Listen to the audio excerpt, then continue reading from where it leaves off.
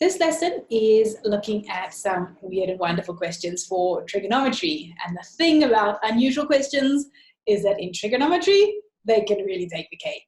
So we've got some fun stuff to deal with here. We're starting out in May, June 2011, with a very unusual looking question. The function f is such that fx equals 3 minus 4 cos to the kx for 0 less than x less than pi, where k is a constant. Okay, we can deal with a k. In the case where k equals 2, now we have exactly what it is, find the range of f and find the exact solutions of the equation fx equals 1. So we need to make a note that we now have fx equals 3 minus 4 cos squared x, and we're still working 0 less than or equal to x less than or equal to pi. So now this is something that we've worked with before. We've dealt with cos squared.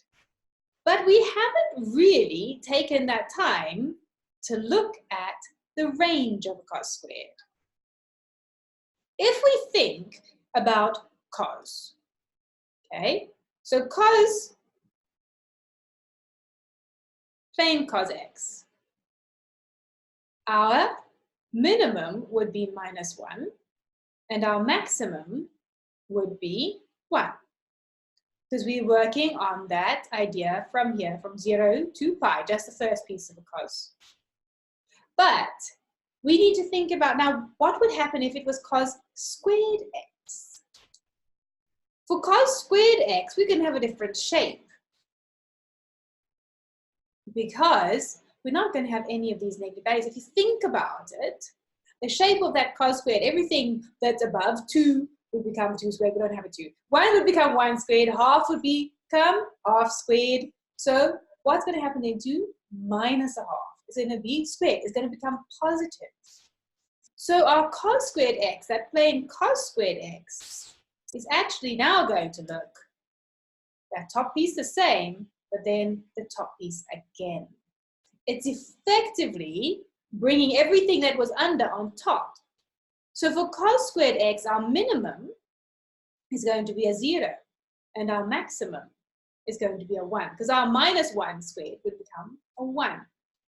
So now we've got a basic understanding of that cos squared graph. So yes, we've never come across with it. We've never dealt with it before, but we understand what happens when we square things. They become positive, and we understand what our cos looks like. So now we can have a look. We say, okay, well, if the minimum is 0 and the maximum is 1, how does this relate then in our transformation? So we can then do our two values. Okay, so we would have f of 0 would equal 3 minus, oh, it's not f of 0, sorry. It is where cos squared equals 0. So for range values, let's think through this nicely. Because we're saying that the cos squared x is equal to 0 or 1, this whole piece here. So we would have 3 minus 4 times 0, which equals 3 minus 0, which equals 3. So we would also have 3 minus 4 times 1, which equals a minus 1. So our maximum has become our minimum, and our minimum has become our maximum. We've got all sorts of fun and games going on. But at the end of the day, we now have our range values after our transformation. Our transformation range values, we would have fx greater than or equal to minus 1, less than or equal to 3. So this question really gets to grips with, do you understand what cos looks like, and can you imagine what would happen if we squared everything?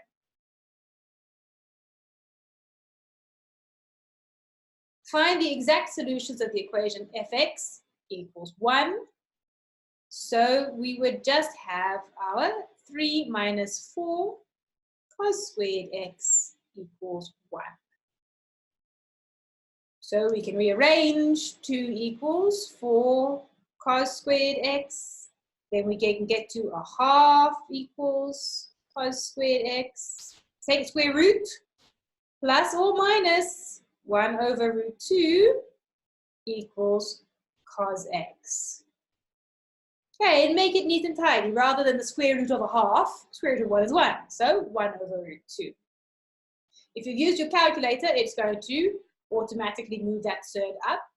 But there's nothing wrong with doing it in your head and having the surd on the bottom.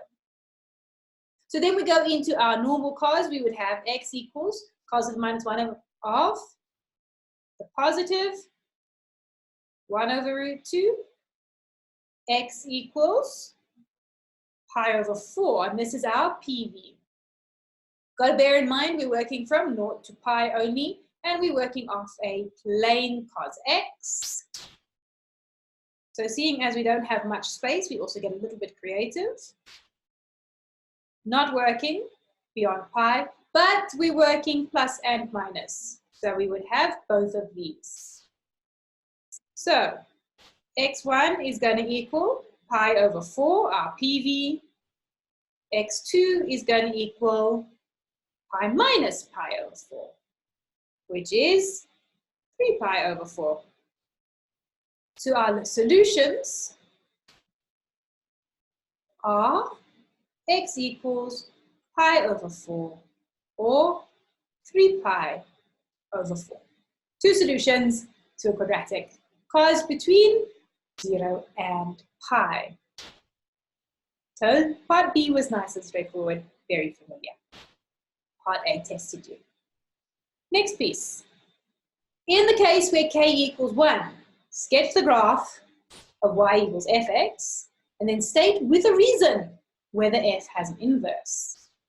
So where k equals 1, so fx equals 3 minus 4 cos x. So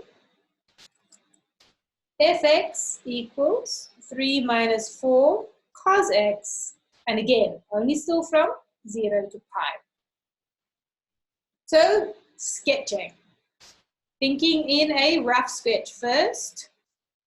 Starting out with our cos x. From 0 to pi, minus a 1 and a 1. Okay, 4 times a cos x. So a minus a 4 and a 4. 4 times bigger. Minus.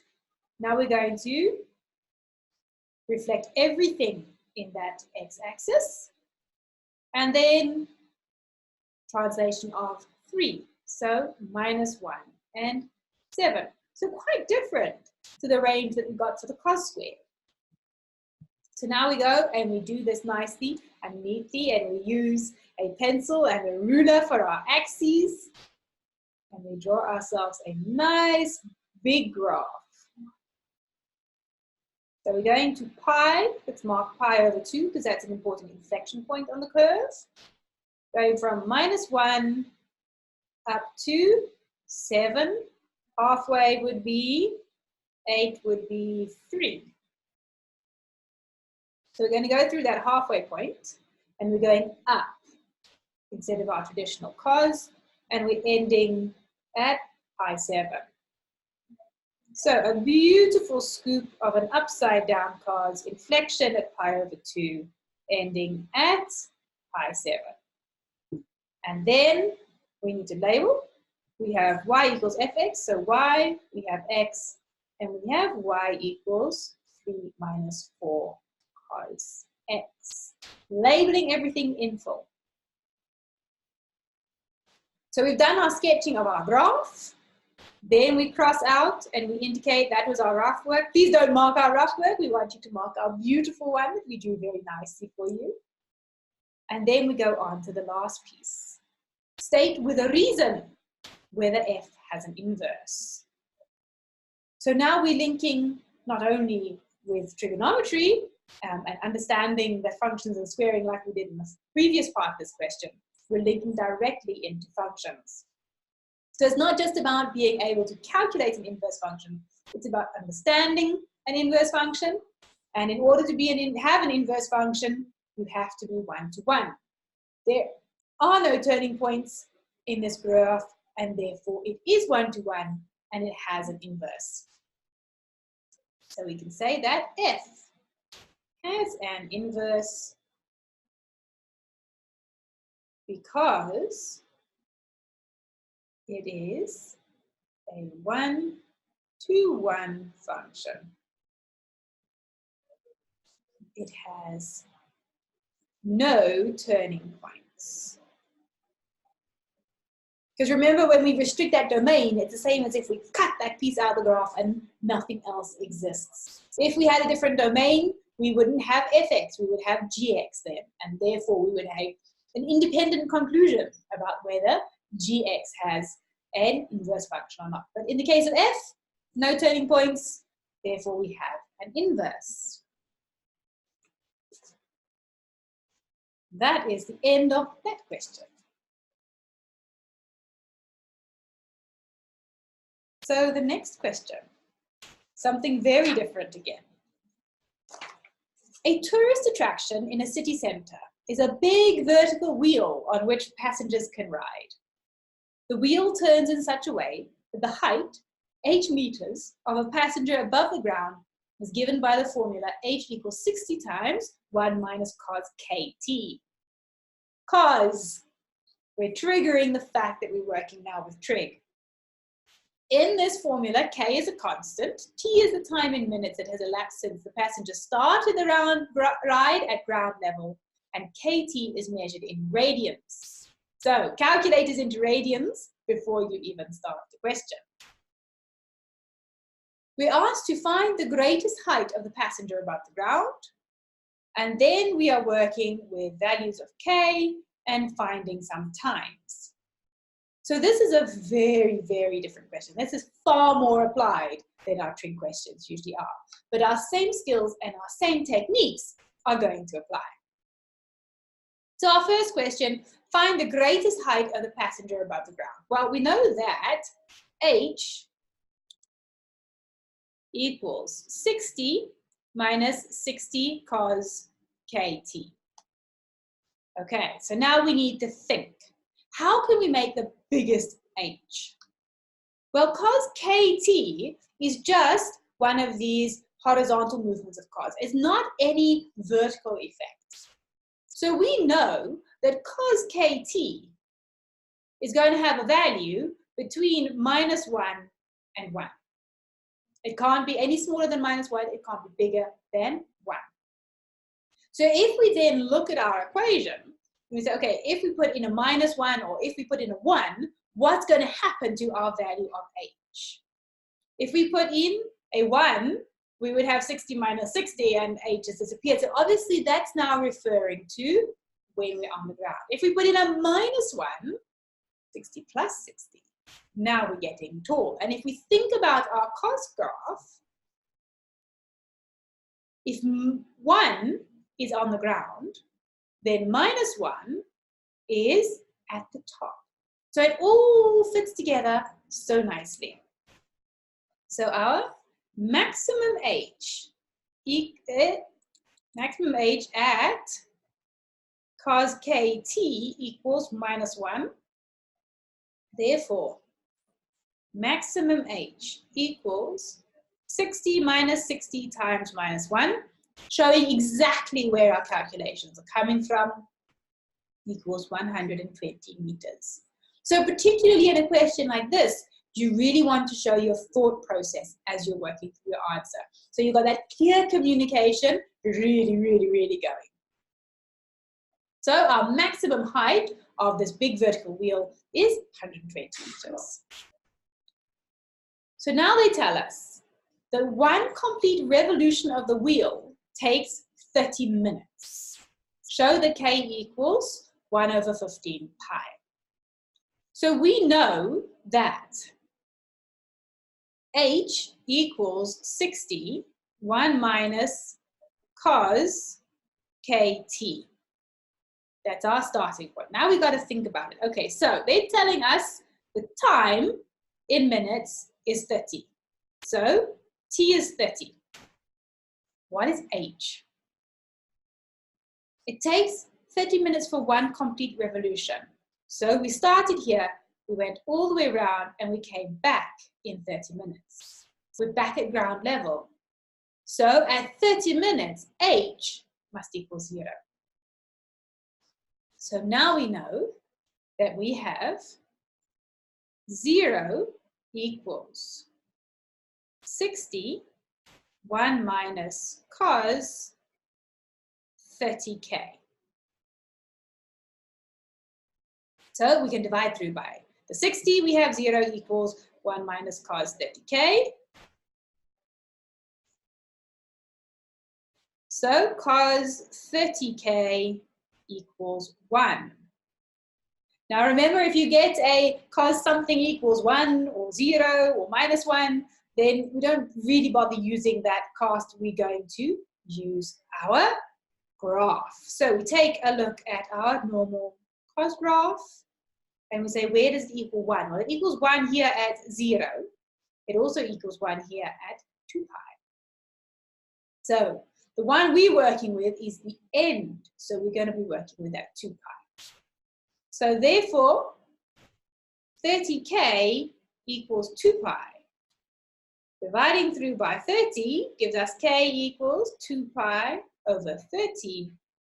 K equals 1 over 15 pi. Shown. So we just had to slow down a little bit, take a note of exactly what it is we're looking at and how it relates to the information that's been given to us in the question. The next part. Find the time for which the passenger is above a height of 90 meters. So, I'm a visual person, I like to draw things. There's our wheel, okay? So there's 0 at ground level, there's 120 at the top, and here we have this 90 meters. So they want to know what is the time here, where they're above that 90 meters. So if we want to know that zone, that region, what we really want to know is where we change. Where do we get to 90 meters? Because then we can look at the time that we hit 90 meters, the time that we hit 90 meters, and we can find the time in between. So we want to know where 60 times 1 minus cos pi over 15t now is equal to 90. That's our point of interest that we're working with. So we can then have 1 minus cos pi over 15t equals 90 over 60, 3 over 2. So moving everybody around, we have minus a half equals cos pi over 15t. So we have transformation. We're going straight into getting a PV, working with that positive. So pi over 15t equals cos the minus 1 over half pi over 15t, we leave it all together, equals pi over 3, and that is our PV. But remember, we had a minus a half. So when we look here, also the teacups, we want where cos would be negative. This one and this one. And funnily enough, it's giving us those two values that we desired. So we know then that pi over 15t is going to equal pi minus pi over 3 for the S. And we're going to know that pi over 15t is going to equal pi plus PV. So t is going to equal pi minus pi over 3 times 15 divided by pi. That's going to give us 10. Pi plus pi over 3 times 15 divided by pi, t equals 20. So at the 10-minute mark and the 20-minute mark, that's where we hit 90. We want to know then, for how long are they above 90? Well, between 10 and 20 minutes. So above 90 meters is the 20-minute mark minus the 10-minute mark equals 10 minutes. So there is 10 minutes of this whole ride where you are above 90 meters. So a very different question. Using exactly the same skills, but really forcing you to apply them. So our last question with Weird and Wonderful Trick takes us to a completely different place. The first two terms of an arithmetic progression are 1 and cos squared x respectively. Show that the sum of the first 10 terms can be expressed in the form a minus b sine squared x, where a and b are constants to be found. We have an AP. We have a equals 1. We have u2 equals cos squared x equals 1 plus cos squared x. We have a d as well. We have S10 equals a minus b sine squared x. So we're going to have to get that S10. But if we think about it, we can do this because d is going to equal second term minus first term. Okay? Then we have an a, we have a d, and we have an n from S10. So, how would we calculate it? We would say S10 equals 1/2 times 10 2a plus n minus 1 is 9 times d, cos squared x minus 1. Then it's just a case of working through the algebra. So, equals 5, 2 plus 9 cos squared x minus 9. Can simplify a little bit. Equals 5, 2 minus 9. Okay, so 9 cos squared x minus 7. So this then would bring us to 5 times minus 7 would be minus 35 plus 45 cos squared x. So I'm aiming towards this format in the question. So the course question is sine squared, we've got cos squared, we need to replace. We're using an identity in an AB's question. 45, 1 minus sine squared x. So minus 35 plus 45 minus 45 sine squared x, which is 10 minus 45 sine squared x. So at the end of the day, it was actually relatively straightforward AP, just looking for the sum of 10 terms, and a relatively straightforward trick question, replacement of one identity.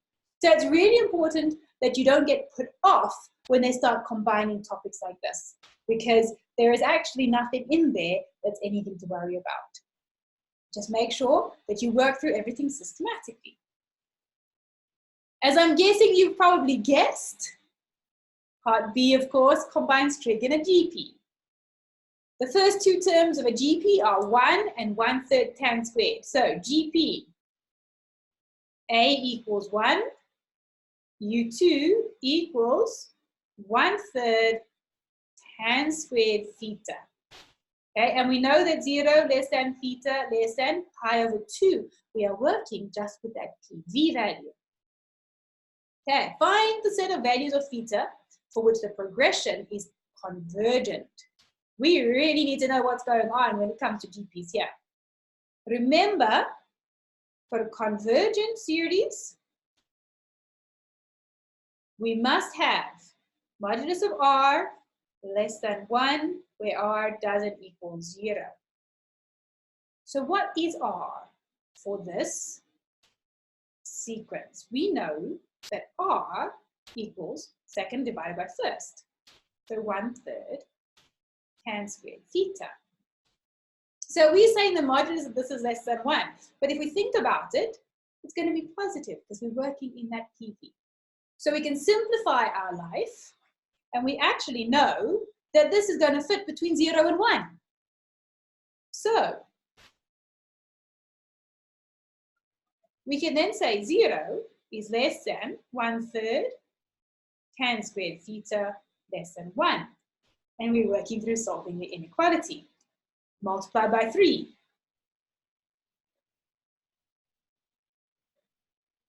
Take the square root.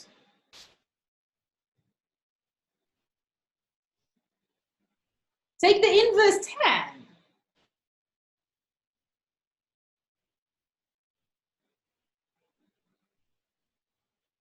And there we have the set of values of theta for which the progression is converted. We've come to the end of it. So it's really just about understanding what does it mean when they say progression is convergent, and what's the implication of having a theta value that lies just between 0 and pi over 2.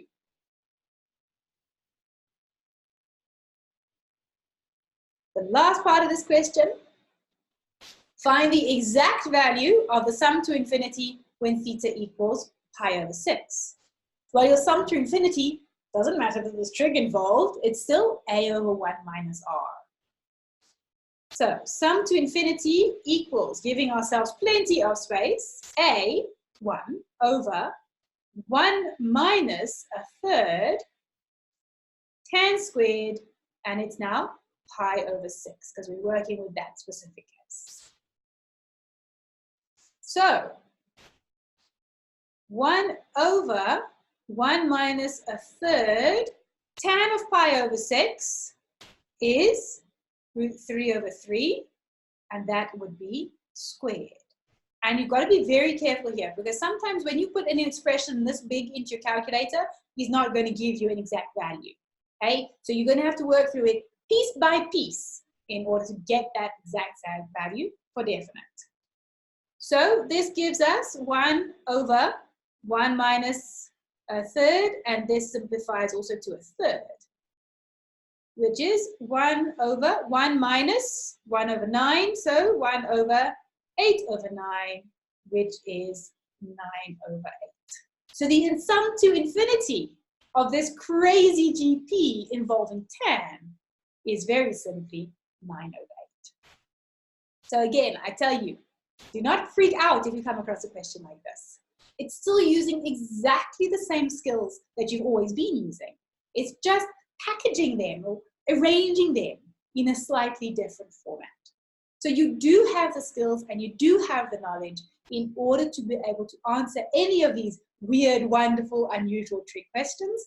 Just don't freak out and work through the questions nice and systematically, and it will all start to come together and make sense.